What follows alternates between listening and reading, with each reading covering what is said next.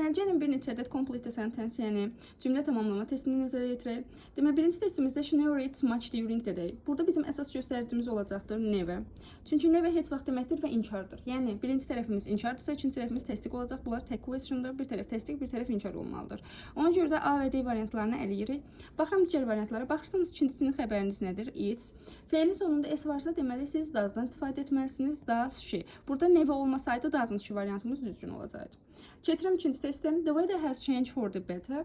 Deməli, burada görürsünüz, cümləmiz təsdiqdədir. Təsdiqdədirsə, deməli, ikinci tərəfimiz inkarda olmalıdır. Təsdiqdə olanları ələdim. Baxıram cümləmizə, indiki bitmiş zamandır. İndiki bitmiş zamandırsa, biz bunlardan istifadə, yəni does'dan D-dən istifadə edə bilmərik. Has'in, have'in özündən istifadə etməlisiniz indiki bitmiş zamanda. Yəni, düzgün cavab hasn't it olacaq.